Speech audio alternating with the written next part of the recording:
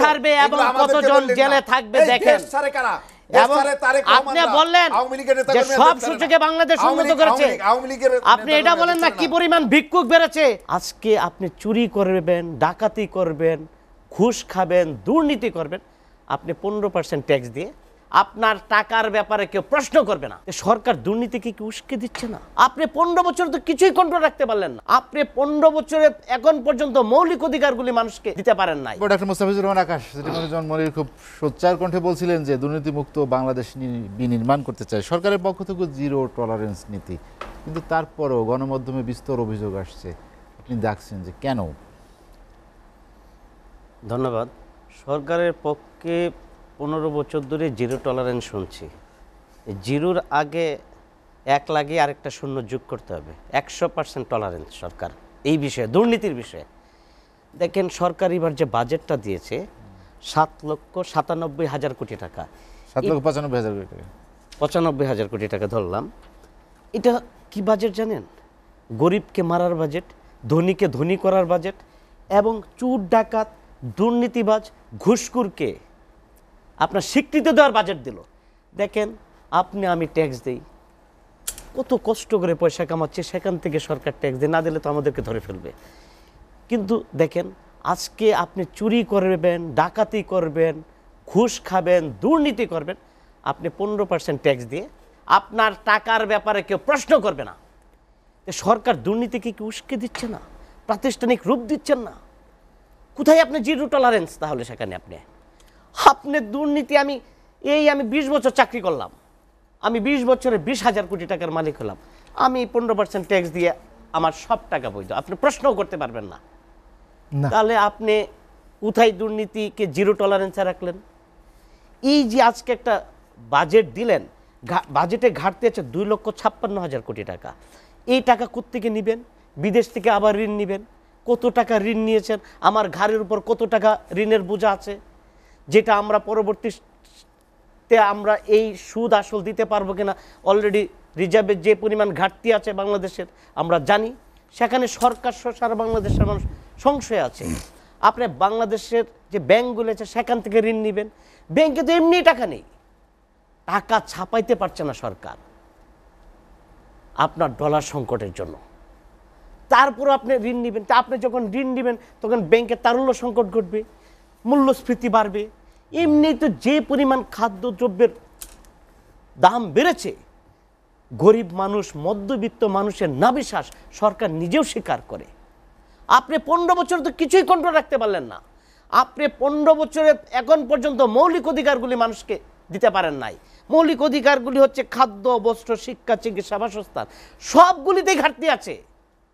আপনি কিছু কিছু করে দিয়ে মিডিয়াতে প্রচার করে দিচ্ছেন, সবগুলিতে ঘাটতি আছে, সবগুলিতে ঘাটতি আছে। আপনি দেখেন এই যে আজকে দেখেন শুধু প্রতিষ্ঠানে দুর্নীতি করছে তা কিন্তু নয়, আজকে দেখেন আমাদের দেশে যে নির্বাচন ব্যবস্থা কোথায় গিয়ে পৌঁছেছে। আপনি নমিনেশন নেবেন, আপনি যেই দলেরই লোক হন না, আপনার টাকা ছাড়া নমিনেশন নিতে পারবেন না। আপনি ইউনিয়ন পরিষদের চেয়ারম্যান ইলেকশন করতে গেলে এমপিকে টাকা দিতে হবে, মেম্বার ইলেকশন করতে গেলে ইউনিয়ন পরিষদের চেয়ারম্যানকে টাকা দিতে হবে এবং এমপিকে টাকা দিয়ে ম্যানেজ করে নমিনেশন নিতে হবে। অথবা কেউ কেউ কেন্দ্র লবিং করে নমিনেশন নিয়ে যায়। কেউ আপনাকে বলি কি, জনপ্রিয় প্রার্থী 1 নাম্বার যদি থাকে, 4 নাম্বার প্রার্থী নমিনেশন নিয়েছে, কিভাবে নিয়েছে সেটা আমরা জানি না, টাকার বিনিময়ে নমিনেশন নিয়েছে। আপনি টাকা দিয়ে নমিনেশন নেবেন, আপনি তারপরে 10 কোটি টাকা খরচ করে এমপি হবেন, আপনি যেই টাকা পাবেন, আপনার দলের কি অবস্থা, আপনি যেই টাকা পাবেন তারপর সেই টাকা আপনি কি করবেন?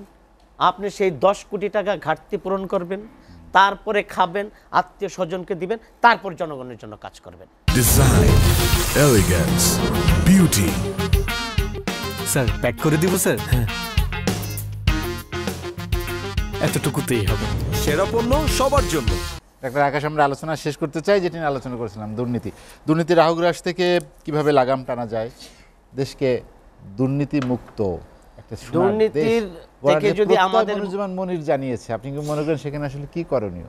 দুর্নীতি থেকে যদি আমাদেরকে মুক্ত করা হয়, প্রথম কথাই হচ্ছে আমাদেরকে রাজনৈতিক সংস্কার করতে হবে। সে প্রত্যেক দলে রাজনৈতিক সংস্কার আসতে হবে এবং বর্তমানে যে ইলেকশন পদ্ধতি সেটা অবশ্যই চেঞ্জ করতে হবে, সকল দলের পার্টিসিপেটরি ইলেকশন হতে হবে।